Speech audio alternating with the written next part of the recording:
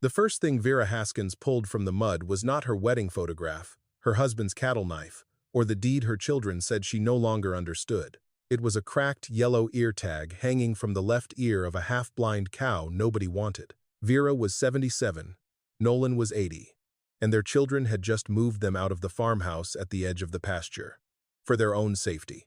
Their son said it while changing the locks. Their daughter repeated it while packing 53 years of marriage into grocery cartons and leaving the rocking chairs on the porch. 3 days later, the old couple spent $11 on the abandoned county livestock inspection barn outside Willow Creek. People laughed when they heard.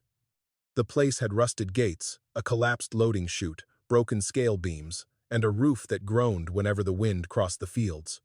To the town, it was a ruin. To their children, it was proof that their parents could no longer make sensible decisions. Then the cow appeared during the first hard rain. She stood at the back fence, ribs showing, one horn chipped, that yellow tag swinging against her muddy ear. Nolan wiped the number clean with his thumb, and something in his old cattleman's memory went still. Vera knew that number. It belonged to a heifer listed dead 15 years earlier, the same listing that had helped mark their herd as ruined and turned Vera's ledgers into proof that the Haskins farm belonged in younger hands. But that cow was alive. And behind the locked door of the scale office, under a calendar from 1989, the inspection record was still waiting, the record that could prove why their children wanted them gone before the rain brought the truth home. If you have ever watched someone older be dismissed, doubted, or pushed aside after a lifetime of giving everything they had, stay with this story. And if you believe the truth has a way of surviving in the places people forget to search, subscribe, because what happened to Vera and Nolan Haskins was only beginning. Willow Creek had never been a rich town, but for most of their marriage, Vera and Nolan Haskins had made it feel abundant. Their farmhouse sat low at the edge of the pasture, white paint weathered by sun, with a tin roof that clicked in summer heat and a porch wide enough for 2 rocking chairs, muddy boots, and any neighbor who needed coffee before daylight. Behind it, the fields rolled toward a creek lined with cottonwoods. In winter, frost silvered the fence wire until the farm looked as if it had been drawn in pencil. Nolan used to rise before the alarm. At 28, 48, and even 78, his body knew the hour before his eyes opened. He would sit on the edge of the bed, pull on his socks by touch, and listen. A man who lived long enough with cattle learned that a pasture spoke before sunrise. A nervous bawl meant a calf was separated from its mother. A low rumble meant feed could wait. A silence too complete meant a gate might be down. Vera heard those things too, though she heard them differently. She heard numbers. She knew which cow had calved during the March storm of 1976, which heifer had thrown twins when the grass was poor, which bull line carried strong shoulders but weak hooves, and which sale had paid for Cal's first used truck. Her red ledger sat on the kitchen shelf beside the flour tin, because Vera said the truth should stay where hands could reach it. Banks had their papers. Buyers had their receipts. County offices had their stamped forms. Vera had the red ledger. In it, she wrote more than weights and prices. She wrote weather, sickness, births, repairs, favors, promises, and small details men in clean offices never thought mattered until the day they mattered more than anything. A torn ear, a crooked blaze, a yellow tag replaced after ice cracked the plastic. For 53 years, Nolan trusted her careful hand more than any contract. The Haskins herd had started with 6 cows and 1 borrowed bull. By the time their children were grown, people in 3 counties knew the Haskins line for calm temper, hard winters, and calves that stood quick.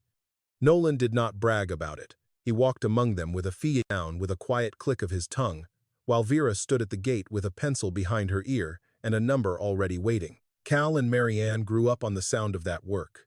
They learned to ride bicycles between feed sacks. They fell asleep in the truck during late-night calving checks. Their school shoes were bought after autumn sales. Their dentist bills paid with steers. Nolan hated letting go. Their college deposits built 1 calf at a time. Vera patched jeans until the knees were more patched than denim. Nolan wore the same coat for 14 winters because Marianne needed braces and Cal needed books. They never called it sacrifice then. They called it family. But age has a way of changing the names other people give to old love. What had once been devotion became stubbornness. What had once been thrift became confusion. What had once been Vera's careful bookkeeping became, in Marianne's soft voice, too much for Mama now.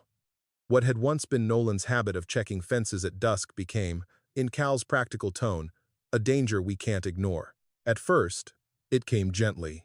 Cal offered to handle the insurance renewal. Marianne said she would help sort the bills. A bank envelope disappeared from the kitchen table and came back already opened. A livestock statement arrived with a page missing. When Vera asked about it, Marianne kissed her cheek and said, "Mama, you must have misplaced it." Vera did not argue. She wrote the date in the back of the red ledger. Nolan noticed other things. A trailer track near the east gate after rain. A padlock changed on the old medicine shed. Cal speaking too quickly whenever the herd came up. Nothing large enough to accuse, nothing small enough to forget. And then there was the abandoned county livestock inspection barn outside Willow Creek. Most people remembered it as a rusted place on the old stock road, but Nolan remembered it alive. As a young man, before the county shut it down, he had helped weigh cattle there on Saturdays. He knew the groan of the scale beams, the smell of lime wash and hay dust.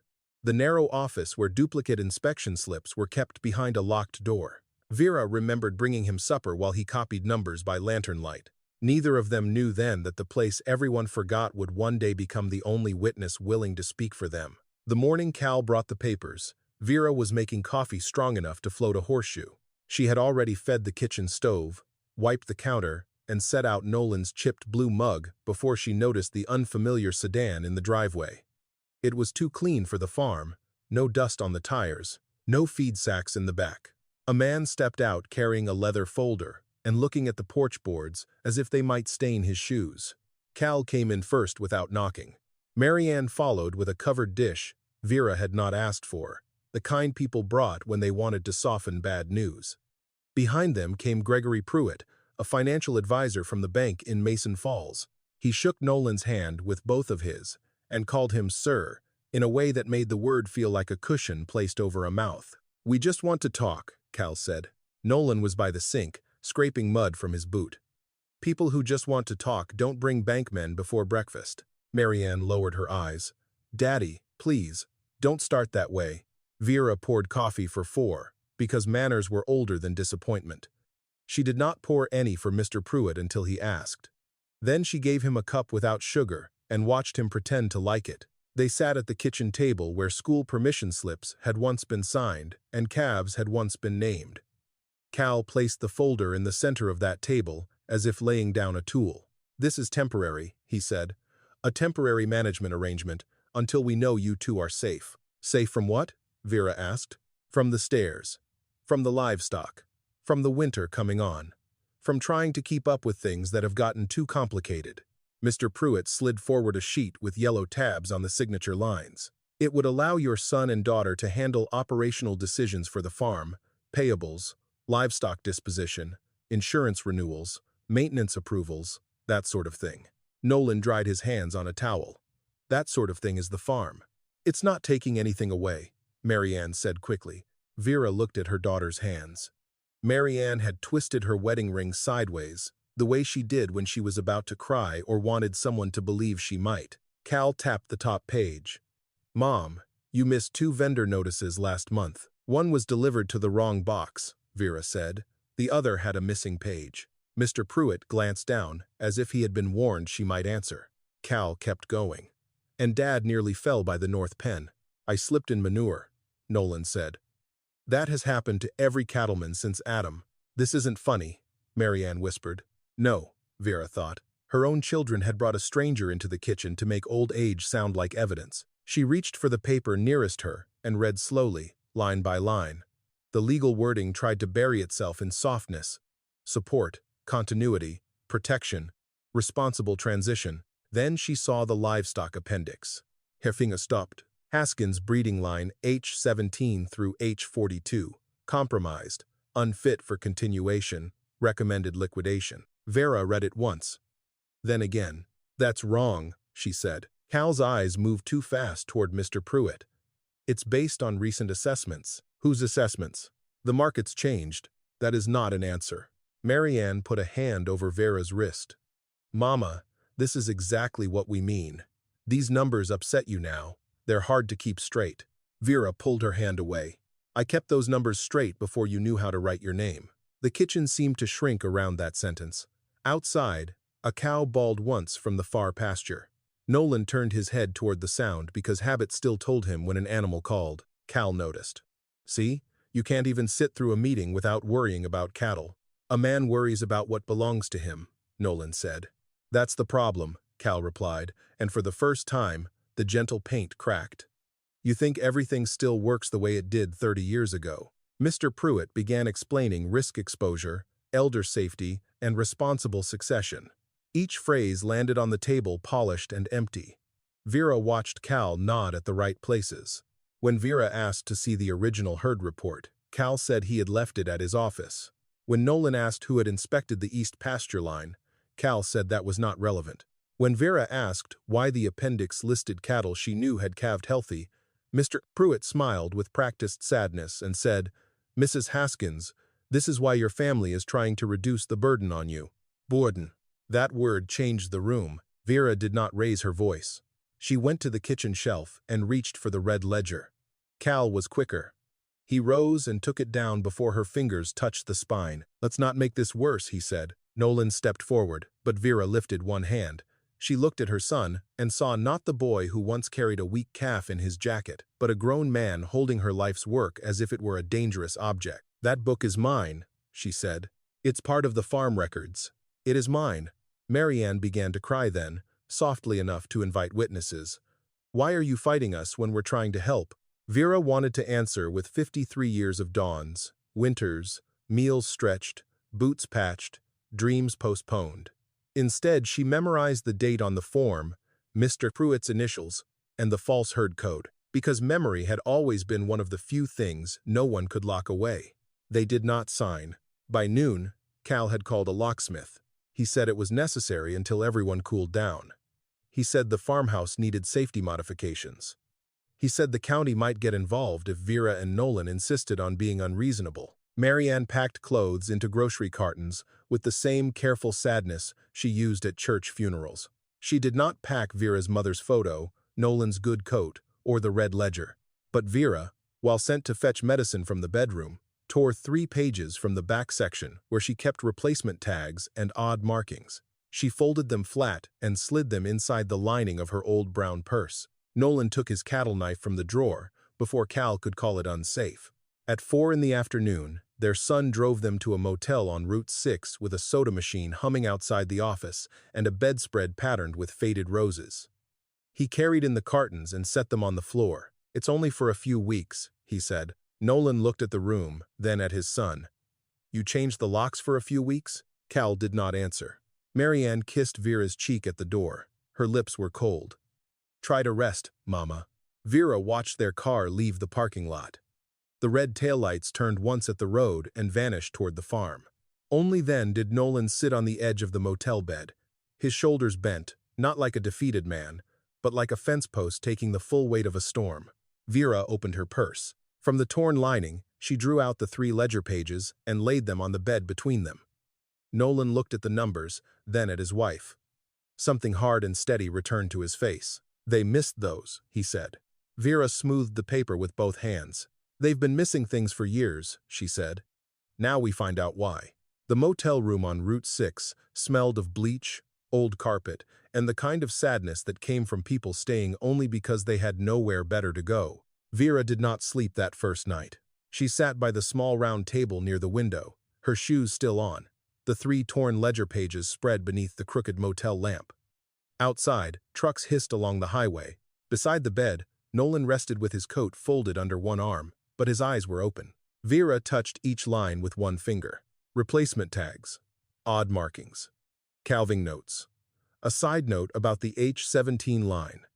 A yellow tag replaced after ice damage. Nobody outside the farm would have cared about those details. Unless somebody needed a lie to look official. Nolan sat up slowly. You see it too. I see enough to know Cal wanted the whole ledger for a reason. He swung his feet to the floor. Then we stopped waiting for him to explain himself. By morning, Vera had written a list on the back of a motel receipt, county records, old buyers, replacement tag invoices, and one final line. Old inspection barn. Nolan stared at those 3 words longer than the rest. The old county livestock inspection barn sat 4 miles outside Willow Creek on Stock Road 12, where cattle had once been weighed, marked, checked, and shipped before the county built a newer station by the highway. Most people remembered only rust and weeds. Nolan remembered scale beams, holding pens, limewash on the walls, and a narrow office where duplicate inspection slips were locked away. "That was 40 years ago," he said. "You remember the lock?" For the first time since Cal had changed the farmhouse locks, Nolan almost smiled. "I remember the man who installed it owed me $10. They checked out before noon. Everything Cal had allowed them to keep fit in the back seat of their old truck. 2 grocery cartons, Nolan's cattle knife, Vera's purse, and the 3 ledger pages folded inside it. They drove first to the county office. The clerk behind the counter had purple glasses, a tired voice, and no interest in family tragedy. When Vera asked about the old livestock inspection property, the woman clicked through a computer screen and frowned. "That parcel is on surplus disposal," she said. "Auction closes today at 4. "Today?" Vera asked. "Minimum bid is $10, but I wouldn't recommend it." Nolan leaned on his cane. "Why not?" The clerk turned the monitor slightly. The photo showed a leaning barn, knee-high weeds, and a roof patched by shadow. "Condemned for county use," she said. "No utilities. Possible structural issues. Old animal waste contamination. Nobody has bid in 3 cycles." Vera looked at the picture. She saw rot, cost, and trouble. Then she saw what Nolan saw. A chute that might be braced, a scale that might still speak, and an office door that might have kept the copies someone forgot to destroy. "We'll bid," she said. At 4 o'clock, the auction took place in a side room that smelled of floor wax and old paper. There were 9 folding chairs and only 6 people sitting in them. 2 men had come for scrap rights on a drainage lot. A young couple wanted tax-delinquent storage units. A farmer in a seed cap sat in the back for entertainment. The auction officer read the parcel description without lifting his voice. "Former County Livestock Inspection Station, Stock Road 12. Minimum bid $10. No warranty of habitability, safety, access, water, electrical service, or structural integrity." The farmer snorted. "Forgot to mention ghosts." A few people laughed. Vera lifted her hand. $10, the officer said. Nolan leaned toward her. "Make it 11. "Why?" "So nobody says we paid the least possible for a place that might save us."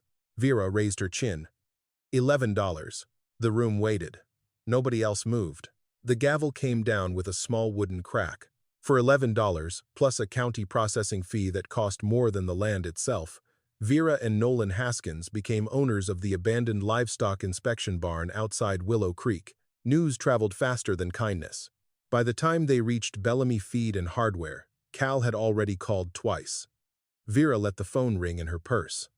On the 3rd call, Nolan answered.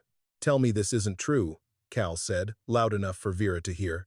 Nolan looked through the windshield at Ruth Bellamy's faded store sign. "All right, this isn't true." "Dad, you asked me to tell you. You bought a condemned stock barn." "No," Nolan said. "Your mother bought it. I just improved the bid." Cal said something sharp. Nolan's jaw tightened. "We'll talk when you remember we're not inventory." He ended the call before Cal could answer. Inside the feed store, Ruth Bellamy stood behind the counter with a pencil tucked into her gray bun. She was 64, square-shouldered, and had the steady eyes of a woman who had outlived both gossip and the need to obey it. She looked at the cartons in the truck. Then, she reached under the counter and set down an old ring of keys. "County gave me these years back when I stored mineral blocks out there," she said.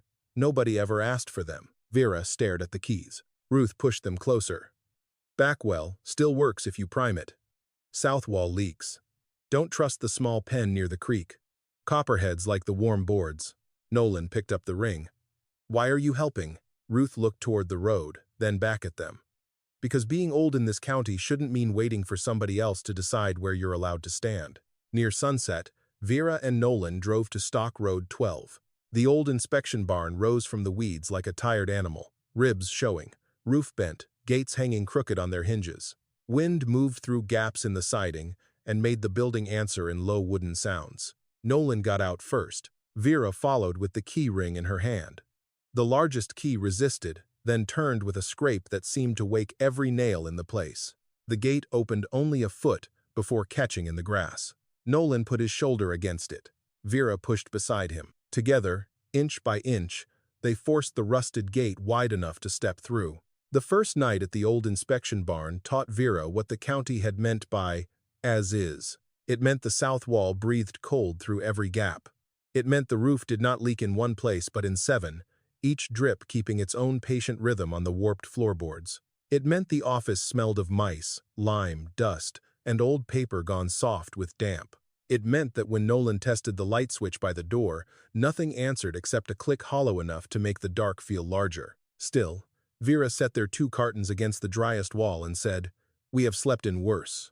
Nolan looked around the narrow side office, at the cracked window, the fallen ceiling tile, the calendar hook with no calendar, and the nest of dry leaves gathered in one corner. The year Cal had pneumonia and the furnace quit. That was one night. So is this. He gave her a tired glance, but the corner of his mouth moved. They did not have much. Ruth had sent them from the feed store with a lantern, a coil of baling wire, a tin of coffee, 2 cans of beans, a sack of oats, and a warning not to trust the small pen near the creek. Nolan had added a hammer with a split handle, a rusted pry bar found beside the chute, and 3 boards that were still strong if used on the right side. Before dusk disappeared, he walked the main aisle of the barn with the lantern held low. The building had been made for movement. Even ruined, it remembered animals passing through. Holding pen to chute, chute to scale, scale to marking gate to the loading ramp. Nolan could see the old order beneath the damage. A bent hinge here, a sagging rail there. A broken latch that could be replaced if a man had wire and patience. Vera followed more slowly, not because she was afraid, but because she was reading. Numbers had been painted on the pen gates in black. Most were faded to shadows. Old inspection tags lay in a drawer near the scale room, curled like dead leaves. A stack of blank forms had swollen from damp until the pages clung together. On one wall, beneath dust, someone had penciled dates beside initials. Vera touched them with 2 fingers and wondered how many men had walked out of this place, believing a record was safe because the county kept a copy. The scale office door stood at the back. It was narrow, gray, and locked. Nolan lifted the lantern. Still the same lock. "Can you open it?" "Not tonight." That answer did not mean no. It meant the hinges needed daylight, oil, and the kind of patience a man did not waste after dark. They made their bed on the office floor from 2 old moving blankets Ruth had found in her storeroom. Vera folded Nolan's coat under his head. He objected until she reminded him that a husband with a stiff neck was more trouble than a wife with cold feet. They ate beans from the can with a pocket knife because neither had remembered spoons. Outside, the wind dragged weeds against the siding. Every sound arrived larger in the abandoned barn. A loose gate tapped, tin lifted and settled. Somewhere above them, something small scratched across a beam. Vera lay awake with her purse under one arm and the 3 ledger pages pressed flat inside it. Nolan slept in pieces, waking whenever the barn shifted. Near dawn, rain began. It came first as a whisper across the roof, then as a hard drumming that found every weakness. Water ran down the wall beside the window. Vera got up, moved the cartons, and set a dented pail beneath the worst leak. Nolan rose without complaint and stepped into his boots. By breakfast, the place had become work. That helped.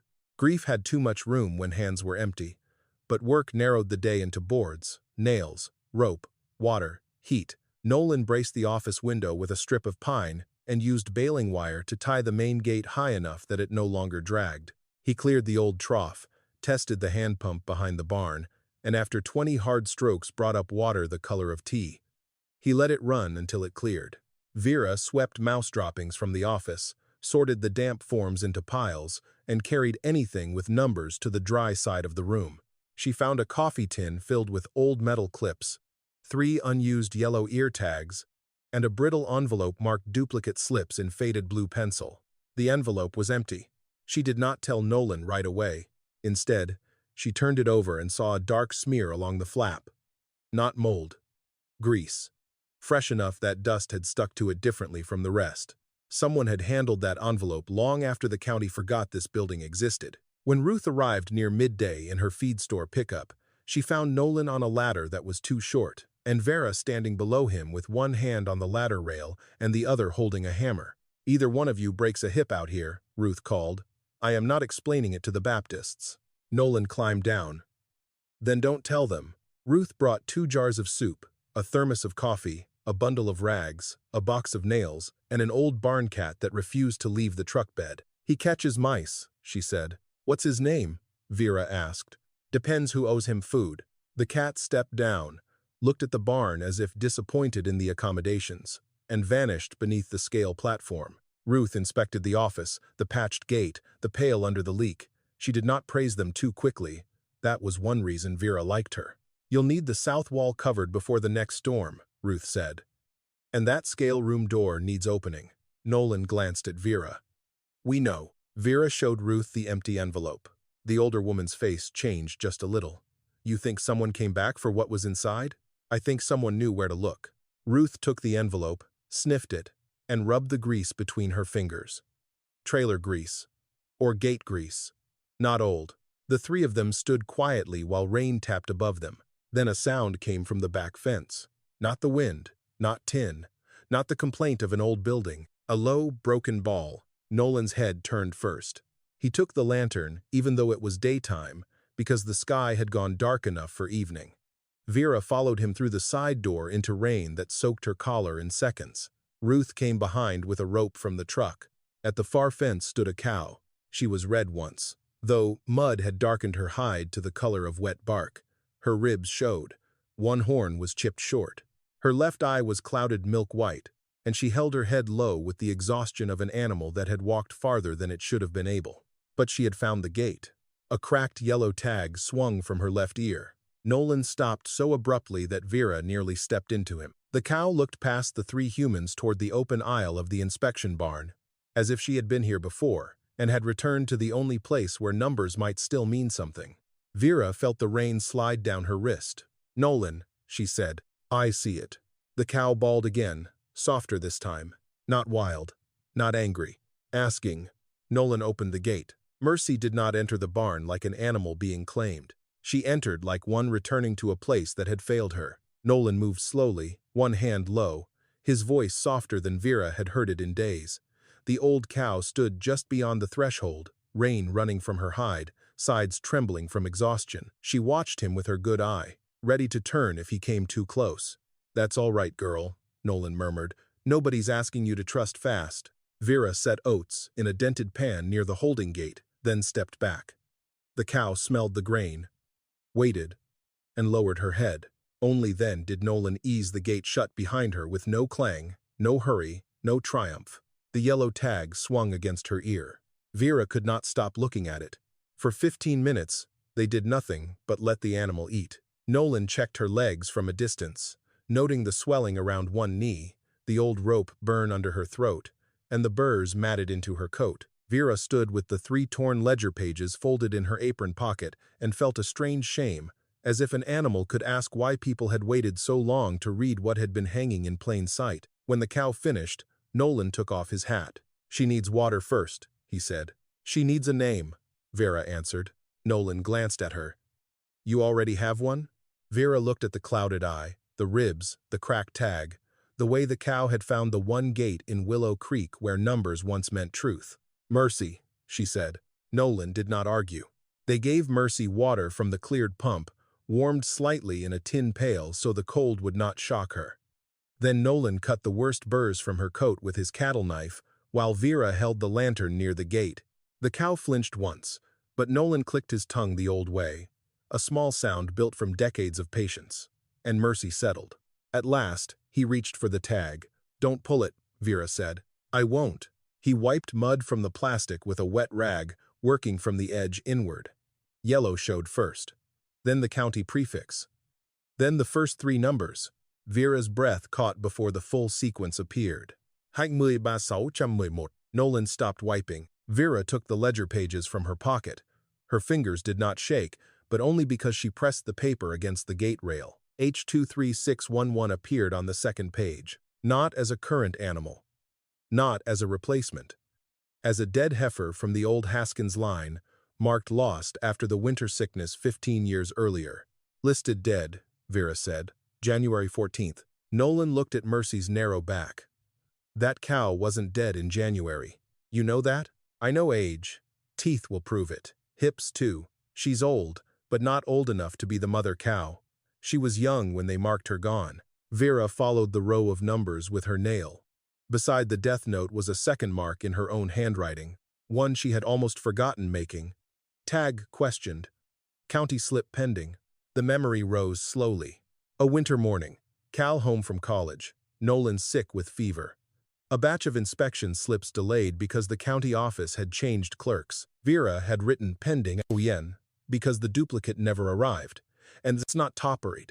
The missing paper under feed bills, repairs, and Marianne's tuition. Scale office, Vera said. Nolan nodded once. Daylight gave the locked room less power. The scale office door still resisted, but Nolan no longer treated it like a wall. He treated it like a tired mechanism. He cleaned mud from the lower hinge, worked oil into the pin with a nail, and used the pry bar not to break the lock, but to lift the sagging door back into line. Vera held the lantern even though light came through the broken siding. Some work deserved witness. It took 40 minutes. When the door finally opened, it sighed inward 4 inches and struck something on the floor. Nolan reached through, moved a fallen drawer with the pry bar, and pushed again. The scale office had been waiting in stale darkness. A desk sat against the wall, its top warped from damp. A stool lay on its side.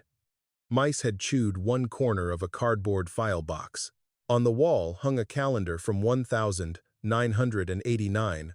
The picture faded to a herd of black cattle standing in impossible green grass. Vera stepped inside first. She did not touch the desk. She looked. That was her gift. Nolan knew cattle by movement. Vera knew rooms by what was missing. A file drawer had been opened and shoved back crooked. Dust on the desk showed 2 clean arcs, as if folders had been lifted and replaced. The calendar hung slightly uneven, its bottom nail bent. Someone taller than Vera had reached behind it not long ago. The envelope outside was empty, Nolan said, because someone wanted us to think the room was empty too. She lifted the calendar carefully. Behind it, taped flat to the wall, was not a file. It was a strip of carbon paper, brittle and blue-black, stuck to the old paint where moisture had dried it in place. At first it looked useless. Then Vera angled the lantern and saw the reversed impression of typed numbers. Nolan leaned close. Can you read it? Not like this. She took the carbon strip down with the tenderness of lifting skin from a wound. At the desk, she laid a blank damp form over it and rubbed lightly with the side of a carpenter's pencil Nolan found in the drawer. Slowly, broken letters rose. County Livestock Inspection Duplicate. Stock Road Station. Haskins Farm. January 14. Vera stopped there, not because she could not read more, but because every line after that felt like a door opening onto a room she had feared for years. Nolan stood behind her, one hand on the chair back. Keep going, he said. She did. H23611 appeared halfway down the form, not in the dead column. In the transfer column, transferred under secondary lot code D8. Receiver. Danner Livestock Hauling. Below that, where Nolan's signature should have been, was a mark that tried to imitate his name and failed in the one way Vera would have recognized anywhere. Nolan always crossed the H in Haskins with a straight line. The signature on the carbon impression had a loop. Vera touched the loop. That is not yours. No. And Danner's name is on it. Nolan's mouth tightened. Danner hauled for Cal the year the east pasture fence went down. Vera thought of the appendix Cal had tried to make her sign. Compromised. Unfit. Recommended liquidation. Words tidy enough to turn theft into management. She folded the traced form between 2 dry sheets. We need Samuel Price, she said. The lawyer? The man still owes you for pulling his bull from the creek. That was 22 years ago. Then the debt has aged nicely. For the first time in the scale office, Nolan laughed. It was not large, and it did not last, but it changed the air. Mercy bawled from the holding pen, low and hoarse. Vera turned toward the sound. The old cow stood with her head over the gate, the yellow tag visible now, clean enough to read. Not dead. Transferred. Misnomed. Vera walked to her and placed one hand on the rail, not touching the animal yet, only sharing the space. They wrote you out, she said softly. They tried to write us out too. Mercy chewed once, slow and crooked. as if the statement required no answer. Nolan came to Vera's side, with the traced duplicate in his hand. Outside, the rain had stopped. Through a tear in the clouds, sunlight entered the barn and struck the old scale platform. Dust lifted there in gold flecks, circling the beams that had weighed thousands of animals and, perhaps, one lie too many. Nolan looked at the scale, then at the locked drawer beneath it. If they left one shadow behind, he said, they may have left more. Vera slid the traced record into her purse beside the ledger pages. Then tomorrow, she said, we start weighing the truth. By the next morning, Vera had stopped thinking of the inspection barn as a place they had bought. She began thinking of it as a place that had been waiting for a purpose. The traced duplicate record lay folded inside her purse.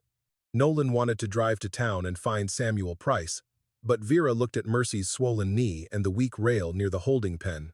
Truth can wait until the animal can stand without pain, she said. They spent the morning building small kinds of safety. Nolan braced the weak rail with 2 boards and baling wire. Vera boiled water on Ruth's camp stove and washed Mercy's rope burns with soap so mild it barely foamed. The barn cat watched from the scale platform like a judge who had seen better evidence. Mercy endured the cleaning with tired patience. Every so often, the old cow turned her head toward the open aisle, as if checking that no trailer waited beyond it. No one is loading you today, Nolan told her. Near noon, Vera heard a metal clink behind the storage shed. She turned, holding the wash pail. The sound came again. Not wind, not the cat.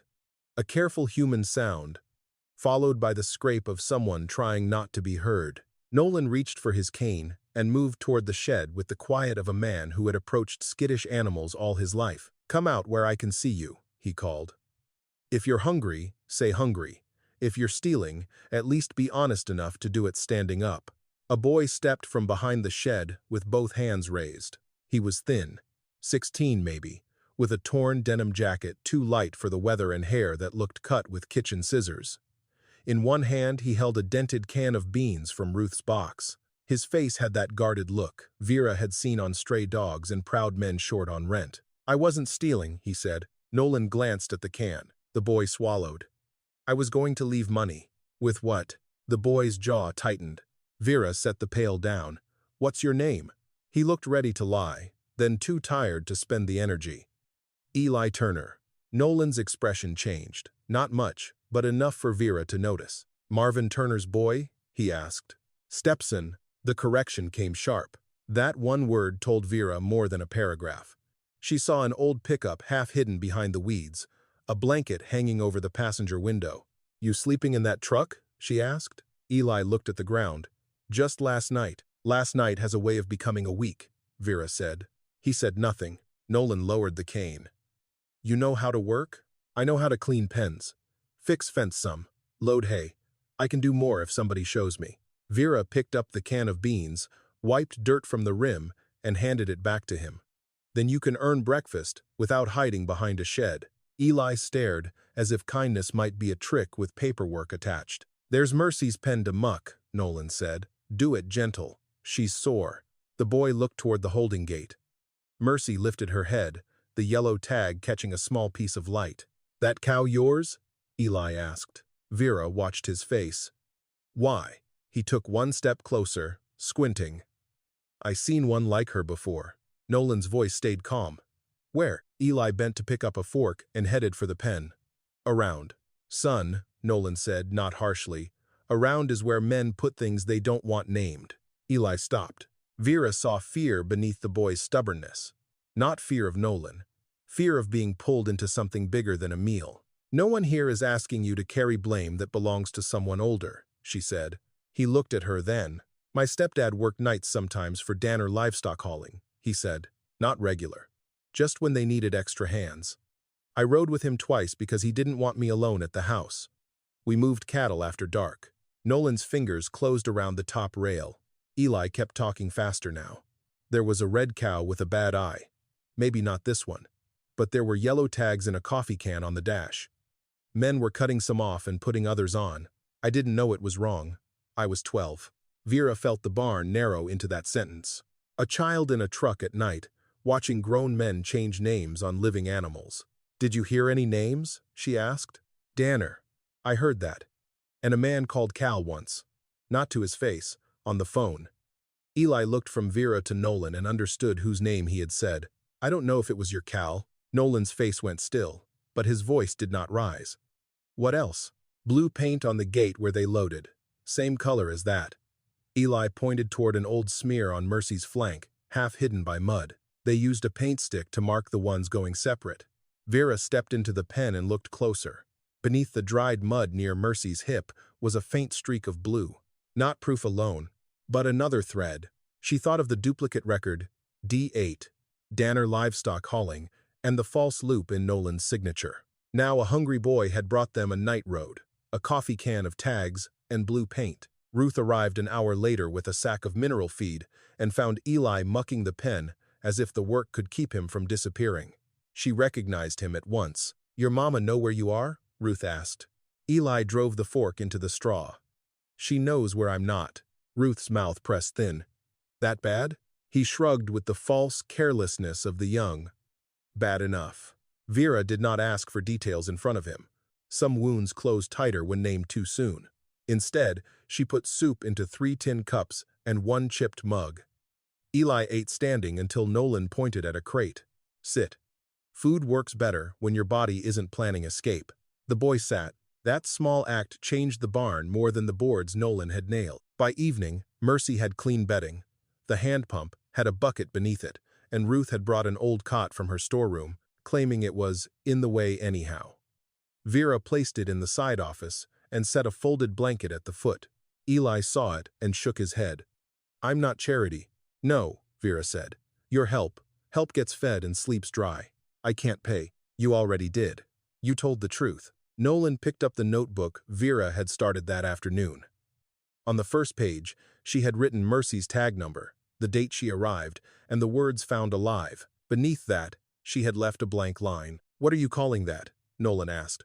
Vera looked around the barn. Mercy chewing slowly, Eli on the crate, Ruth sorting nails, the gate they had forced open together. The open gate book, she said. Then she wrote Eli Turner on the second line. Eli watched the pencil move. Why put my name in there?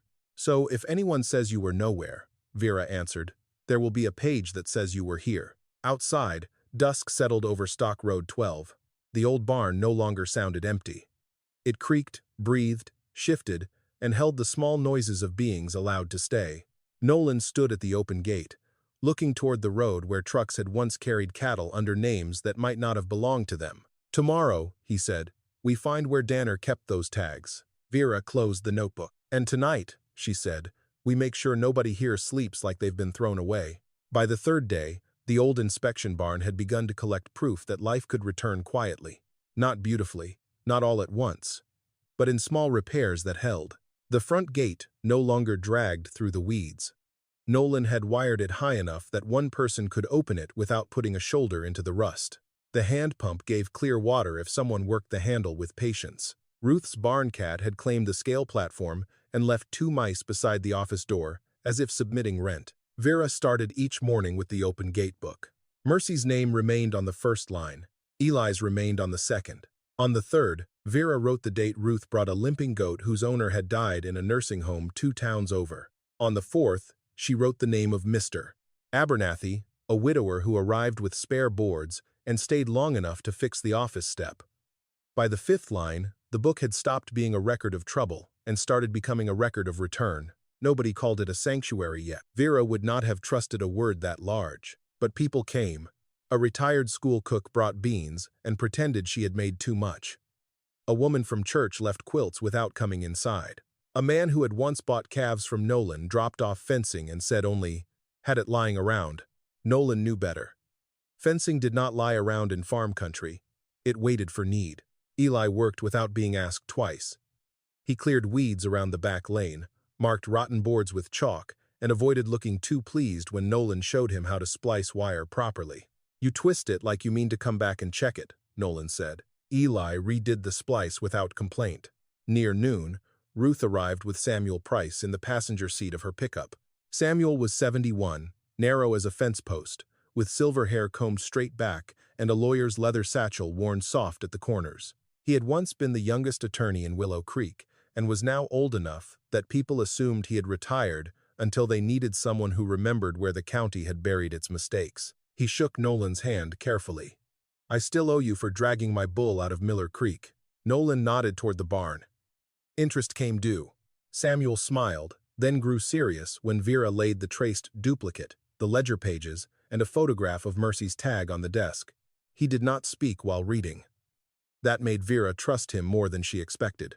At last, Samuel removed his glasses. "This is enough to raise questions.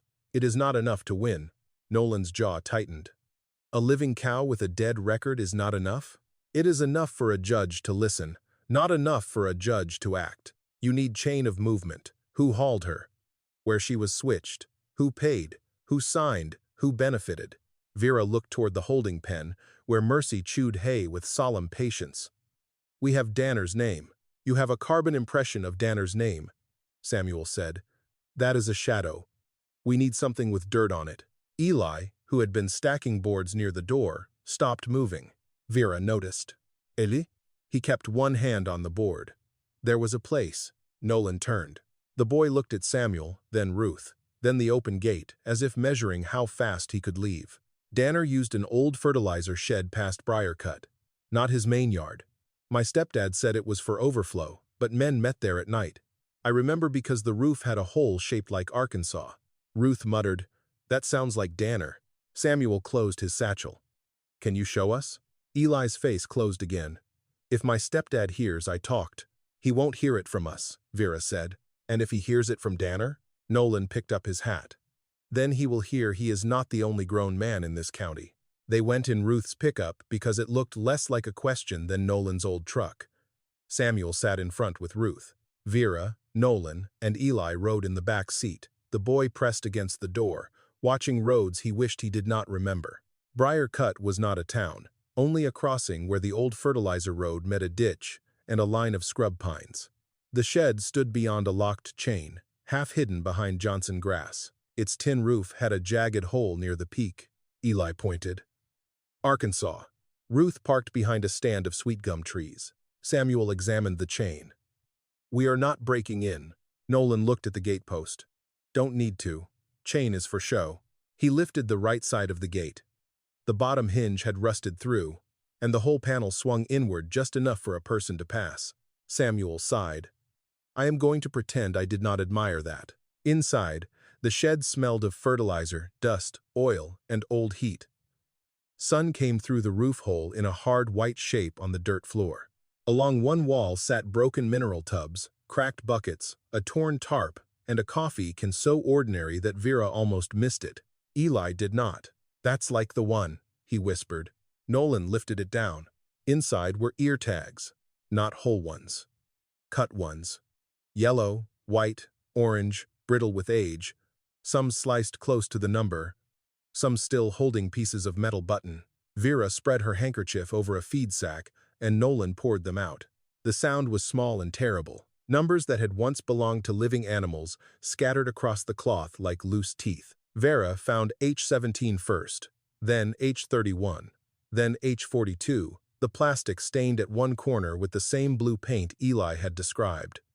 She did not gasp. She lined them up in order because grief was not allowed to interrupt evidence. Samuel took photographs with his phone. Ruth stood at the door, keeping watch. "Truck coming," she said. Everyone froze. A pickup rolled slowly past the road beyond the pines. It did not turn in, but Vera saw the white Danner livestock decal on the door before it disappeared toward the highway. Eli's face went pale. Nolan put a hand on the boy's shoulder, firm enough to anchor but not trap. Samuel closed the coffee can. "We leave now." Vera had already seen one more thing beneath the tarp. A strip of blue paint rubbed across old wood, and beside it, a folded receipt stuck under a rusted weight. She picked it up. The ink had faded, but 3 words remained clear enough. Haskins East Gate. Below them was a date from the month Cal claimed the herd line had turned bad. On the ride back, no one spoke until the barn appeared ahead, its crooked roof catching late light. Vera opened the open gate book and wrote carefully, "Coffee can of cut tags, Briarcut shed, witness, Eli Turner." Then she added another line, "Blue paint, Haskins East Gate." Nolan watched her close the book. Samuel placed the coffee can on the desk beside the traced duplicate record. "Now," he said, "we have dirt." Outside, Mercy lifted her head at the sound of the gate. The old cow bawled once, low and steady, as if marking the return of something taken. Vera looked at the cut tags, the open book, the boy by the door, and the barn that people had laughed at 3 days earlier. For the first time, she understood that the truth was no longer hiding. It was gathering witnesses.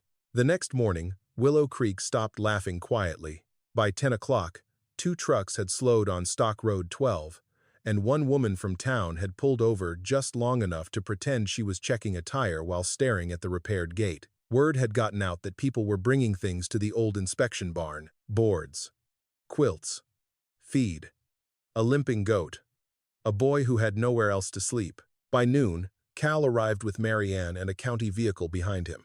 Vera saw them from the office doorway.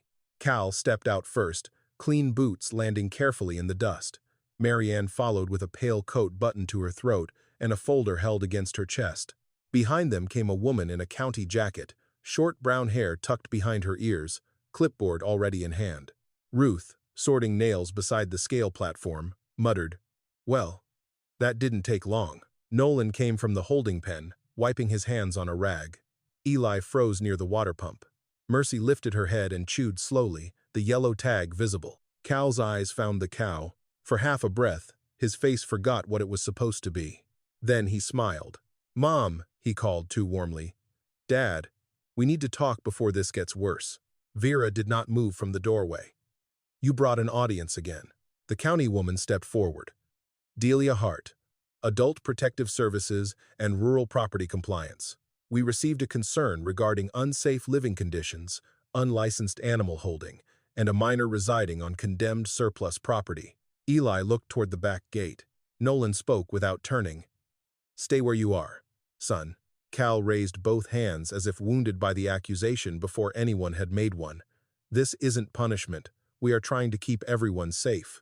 Mary Ann's eyes moved over the cot, soup jars, quilts, and open gate book. "Mama, people are taking advantage of you. This place is not a home." "No," Vera said, "not yet." That answer unsettled Mary Ann more than anger would have. Delia walked the property with professional caution. She noted the patched south wall, the hand pump, the stored feed, the repaired gate, the temporary bedding, Mercy's pen, and the goat tethered under the awning. Vera answered each question plainly. Ruth produced receipts for materials. Nolan showed where he had braced the chute. Samuel Price, called by Ruth the moment the county truck appeared, arrived 15 minutes later with his satchel and a face that said he had expected this. Cal did not like that. "Why is he here?" he asked. Samuel tipped his hat. "Because old people are still allowed to have lawyers." Delia inspected the side office. "You are sleeping here?" "For now," Vera said. "No permanent utilities?" "Not yet." "No certified septic?" "Not for overnight residency." Cal turned to Delia with the sorrowful patience of a son forced into practicality. "You see what I mean? They left a safe motel to live in a condemned animal station. There's a runaway boy here. There are sick animals. My father has mobility issues, and my mother is confused about farm records." Vera looked at him, then at Delia. "My son is confused about the difference between concern and control." Mary Ann flinched. Cal's jaw tightened. Delia's pen paused, but her face stayed neutral. "Mrs. Haskins, do you have documentation of ownership?" Vera handed over the county sale receipt. "Animal care?" Ruth passed forward the feed receipts and a handwritten note from a retired veterinarian who had agreed to examine Mercy that evening. "Minor permission?" At that, the air changed. Eli's shoulders rose. "He is not a prisoner," Vera said. "He came hungry. We gave him work and a dry cot." Delia turned to Eli. "Do you feel unsafe here?" The boy looked at Cal, then Mary Ann, then the road. Finally, he looked at Nolan. "No, ma'am. Are they preventing you from leaving?" "No." "Do you have a legal guardian?" Eli's mouth hardened. "On paper." Samuel stepped in gently. "Miss Hart, I can assist in contacting the appropriate office without removing the boy to a worse situation in the middle of the day." Cal laughed once. "This is exactly the problem. They collect strays now, cows, goats, boys." Nolan took one step forward. "Not fast, not threatening. Enough." "Say that again," he said. Cal did not. Marianne moved toward Mercy's pen as if needing distance from the men. The old cow watched her with the clouded eye. Marianne stopped near the rail, and something like recognition crossed her face before she could hide it. "Oh," she whispered. "Ruby." Vera heard it. So did Nolan. Mercy's jaw stopped moving. Marianne realized too late. Her hand tightened around the folder. Vera came down the office step. "What did you call her?" Marianne turned. "Nothing. You said Ruby." "I said nothing, Mama." Nolan's voice was quiet. "We never told you about this cow."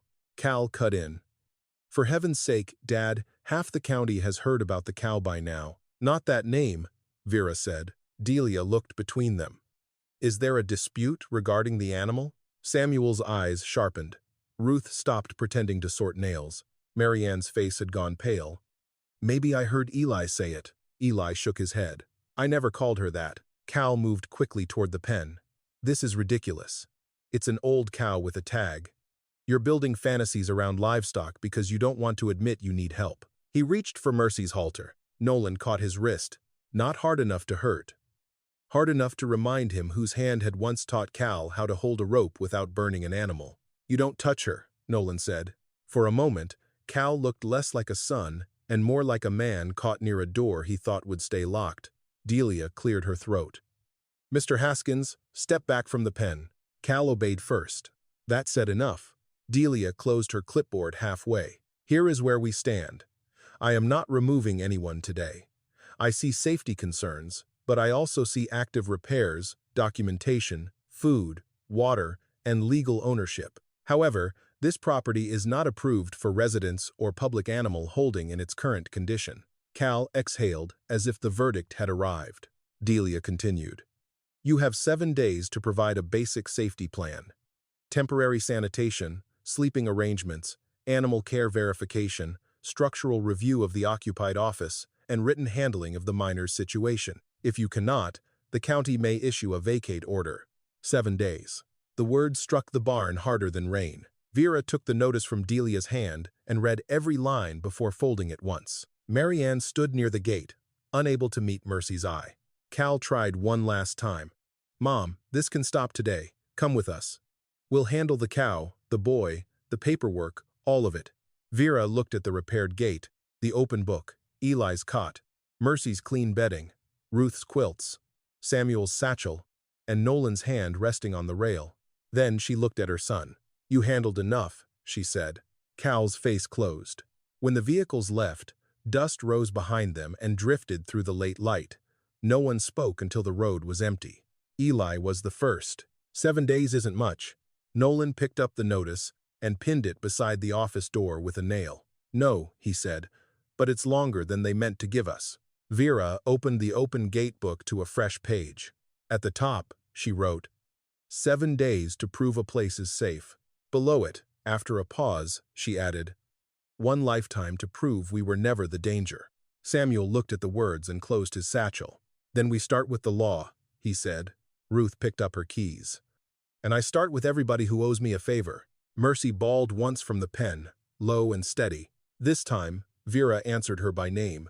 "Easy, Ruby," she said. Marianne had not meant to give them a gift. But she had.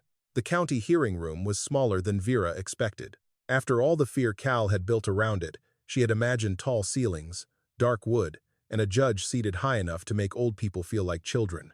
Instead, the room held 2 long tables, a county seal on the wall, fluorescent lights that hummed above everyone's heads, and a row of folding chairs where half of Willow Creek seemed to have found a reason to sit. Cal arrived in a navy jacket Vera did not recognize. Marianne came beside him, pale and careful, holding a tissue she had not yet used. Gregory Pruitt from the bank sat behind them with his leather folder. Delia Hart sat at one side with her county notes. Samuel Price placed his satchel on Vera and Nolan's table, as if setting down a toolbox. "You do not need to win by anger," Samuel said quietly. Vera opened the open gate book and laid her palm over the page marked 7 days. "We never did." The hearing officer, a tired man named Clayton Reeves, explained that the matter concerned 3 related questions: whether Vera and Nolan could remain at the former inspection barn, whether there was evidence of financial or livestock fraud affecting their farm authority, and whether the temporary management arrangement Cal claimed was still valid. Cal spoke first. He sounded reasonable. That was his gift. He spoke of safety, aging parents, livestock too dangerous for frail bodies, a condemned building, and outside influences, confusing an already emotional situation. He did not call Vera incompetent outright. He only built a fence of softer words around the idea. Marianne cried when he mentioned the farmhouse. "I just want my parents safe," she said. Vera looked at her daughter and felt no triumph, only the old ache of recognizing a child who had learned to hide fear behind obedience. Then Samuel stood. He began with mercy, not with accusation, not with Cal. With one old cow standing in a repaired pen under veterinary care, alive under a number that official paperwork said had died 15 years before, he placed the photograph of the yellow tag on the table. H23611. He placed Vera's torn ledger page beside it. Same number. Same date. Marked dead, but questioned in Vera's handwriting because the county duplicate had never arrived. Then he placed the traced carbon impression from the scale office beneath both. County Livestock Inspection Duplicate. Stock Road Station. Haskins Farm. January 14. H23611. Transferred under secondary lot code D8. Receiver. Danner Livestock Hauling. The room grew attentive in a way no speech could have forced. Clayton Reeves leaned forward. "Mr. Haskins, is that your signature?" Nolan adjusted his glasses and looked at the copy. "No." Cal shifted. "Dad's signature has changed over the years." Samuel slid 3 checks across the table, each signed by Nolan across 3 different decades. "It has not changed in the part that matters." Vera pointed before Samuel could ask her. "Nolan crosses the H in Haskins straight. Always has. That signature loops it." The hearing officer studied the papers. Samuel then opened the coffee can. The sound of cut ear tags spilling into a shallow tray made several people in the back row draw a breath. Vera did not look at them. She watched Cal. His mouth tightened, but he stayed still. Samuel lined up the tags. H17, H23, H31, H42. He showed the blue paint stains, the receipt marked Haskins East Gate, and photographs of the briar-cut shed where the can had been found. Ruth testified that she had gone with them. Eli testified that he had seen men changing tags at night under Danner's name when he was 12. His voice shook only once. "When they cut the tags off," Eli said, "one man said the old folks would never know which were theirs after the paperwork changed." Cal's face hardened. "This is absurd. A boy with family problems is repeating things he thinks these people want to hear." Nolan turned toward his son, and the room seemed to brace for shouting, but Nolan only said, "That boy told the truth before he knew it would help us." Samuel called Delia next. She confirmed the barn had safety issues, but also confirmed active repairs, receipts, animal care arrangements, and no evidence that Vera or Nolan were being coerced by Ruth, Eli, or anyone else at the property. She also confirmed that Cal had filed the complaint the same morning Ruth purchased structural materials. Clayton Reeves wrote that down. Then Samuel faced Marianne. Vera did not want to watch, but she did. "Mrs. Keller," Samuel said, using Marianne's married name, "during the county visit, you referred to the cow as Ruby. How did you know that name?" Marianne's tissue twisted in her hand. "I must have heard it." "From whom?" "I don't remember." "Did your parents use that name?" "No." "Did Eli Turner?" "No." "Did your brother?" Cal snapped. She was upset. Samuel did not raise his voice. "I am asking her, not you." The silence around Marianne became heavier than any accusation. She looked at Vera then. Not at Samuel. Not at Cal. At her mother. "I saw the cow before," she whispered. Cal closed his eyes. "When?" Samuel asked. Marianne's voice thinned. "Years ago. At Cal's East Gate. I came by to pick up papers for Mama's insurance renewal. There were cattle in a side pen. Danner's truck was there. Cal told me Dad had approved moving the bad line out." Nolan's hand closed around the edge of the table. "I asked why one cow had Ruby's old tag," Marianne continued. "Cal said Mama had mixed up the records again. He said if we didn't fix the paperwork, the farm would collapse and they would lose everything.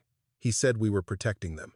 Vera felt the words enter slowly, not because they surprised her, because they came from the mouth of her child. Samuel asked, "Did you know Mr. Haskins had not signed the transfer?" Marianne began to cry for real then. not the careful church tears. These broke her voice open. I knew later, she said, after the bank papers. After Cal showed me the copied signature. I told myself it was already done. I told myself Daddy was too old to fight it, and Mama would only make herself sick trying. Cal stood. Stop talking. Clayton Reeves struck the table once with his pen. Sit down, Mr. Haskins. Cal remained standing for 1 second too long. Then he sat. Samuel's final document was the temporary management arrangement Cal had tried to enforce. Vera had never signed it. Nolan had never signed it. Gregory Pruitt admitted, under questioning, that he had prepared drafts but had no executed copy. He also admitted Cal had represented the herd as financially compromised before the disputed transfer records were reviewed. The hearing officer took 20 minutes. No one in the room moved much. Vera listened to the fluorescent lights. Nolan's knee touched hers beneath the table. Eli sat behind them with both hands locked together. Ruth stared at Cal as if daring him to evaporate. When Clayton Reeves returned, his decision was plain. The temporary management claim was suspended pending investigation. The livestock transfer records would be referred for fraud review. Cal was ordered to cease acting on behalf of Vera and Nolan's farm interests. The county would not vacate the inspection barn if the 7-day safety plan remained in progress under Samuel's supervision and Delia's review. It was not a parade. It was not revenge. It was a door unlatching. Cal left first, pushing past the back row without looking at anyone. Gregory Pruitt followed with his folder held close. Marianne stayed seated. Vera stood slowly. Marianne reached for her. Mama. Vera stepped back before the hand touched her sleeve. Not cruelly. Clearly. Not today, Vera said. Marianne's face folded.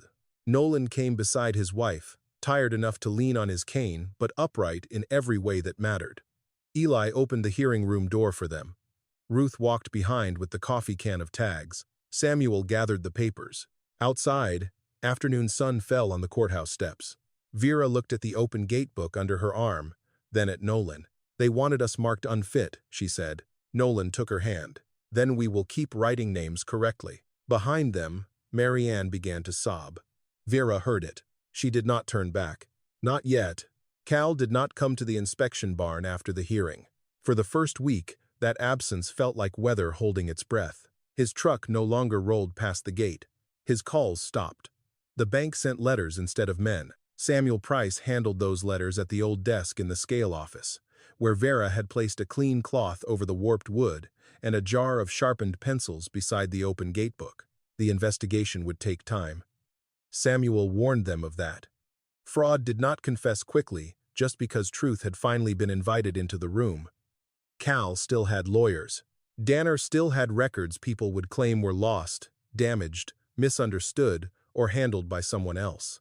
The farm would not be returned to order in a single week. But something important had changed.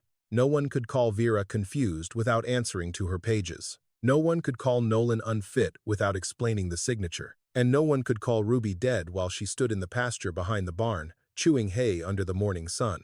Delia Hart returned on the 7th day with her clipboard. She found a temporary sanitation trailer behind the south wall, a repaired office floor, a written animal care plan signed by the retired veterinarian, smoke detectors Ruth had bullied the hardware store into donating, and a formal guardianship referral for Eli that did not begin by treating him like trouble. She walked the property twice. Then she wrote approved for temporary occupancy pending continued repairs. Nolan read the words once, then handed the notice to Vera. Frame it? He asked. No, Vera said. Pin it by the door. Let it work for a living. So the notice went beside the first one, the threat, and the permission hanging inches apart. Vera liked that. It told the truth better than either paper alone. By the end of the month, people had stopped calling the place the old stock barn. Ruth called it the open gate, because Ruth named things before anyone asked her permission. The name stayed. A retired plumber fixed the sink line for the price of coffee. Mr. Abernathy built shelves in the office. The church ladies who had once whispered about Vera's judgment brought curtains, canned peaches, and 2 more quilts. A former teacher came every Tuesday to help Eli finish school assignments at the desk where county slips had once been stamped. Eli slept in the side office until Samuel found a legal arrangement that let him stay under supervision while his mother got help, and his stepfather learned that a boy was not property either. Eli pretended not to care when Vera wrote his school attendance beside his name in the book, but each morning he checked the page before going out to feed Ruby. The cow grew stronger slowly. Her ribs softened under weight. Her rope burns healed. Her bad eye stayed clouded, but her good one followed Nolan across the yard as if she had chosen him for a duty he had not requested. He brushed her coat every evening, careful around the chipped horn, and spoke to her in the same low voice he once used for newborn calves. "You and me," he told her, "we got misfiled." Vera heard him from the doorway and did not interrupt. In early spring, Marianne came back. She did not bring a folder. She brought Vera's mother's photograph, Nolan's good winter coat, the family Bible, and both rocking chairs from the farmhouse porch. Cal had left them in the shed after the locks changed. Marianne had cleaned them herself, though the cane seat on Vera's chair still sagged where years of use had shaped it. She stood outside the open gate, with the truck door still open. Vera saw her from the office window. For a moment, mother and daughter looked at each other across the yard where rusted fences had become straight lines again. Nolan did not speak. Eli carried the Bible inside and set it on the desk. Ruth, who had arrived with feed, suddenly found urgent business near the pump. Marianne touched the back of one rocking chair. "I should have brought them sooner." "Yes," Vera said. The single word hit harder because it was not cruel. Marianne swallowed. "I told myself Cal knew what he was doing. I told myself you would forgive me once it was fixed. Forgiveness is not a gate other people open from the outside." Marianne nodded, crying quietly now. "What do I do?" Vera looked toward Ruby in the pasture, toward Eli stacking feed, toward the notice still pinned by the door. "You start by telling the truth when it costs you something. Then you keep doing it when nobody thanks you." Marianne wiped her face. "Can I come back next week?" Vera did not answer quickly. Finally she said, "You can come help Ruth paint the south wall." It was not forgiveness, but it was a task. And sometimes, in families that had broken badly, a task was the first honest language left. They never moved back into the farmhouse. Not fully. Samuel helped recover their legal control, and repairs began there too. But Nolan said the house still sounded too much like locks. Vera understood. A home was not only walls and roof, it was the place where your name was safe in someone else's mouth. So they spent their days at the open gate. Samuel created a trust that kept the property from being sold by any child, creditor, or future committee that confused value with price. The trust named its purpose plainly: shelter, repair, and record-keeping for people and animals wrongly discarded. Vera wrote that sentence herself. By summer, the scale platform had been cleaned and polished. Nolan refused to remove it. Instead, he built a long table over one side where people could sit for coffee. Above it, in a small wooden frame, Vera hung Ruby's cracked yellow ear tag. Not as evidence. The evidence belonged in files. The tag belonged where people could see it and remember that a wrong label was not the same as the truth. On the first warm evening of June, Vera sat in her rocking chair outside the barn. Nolan sat beside her.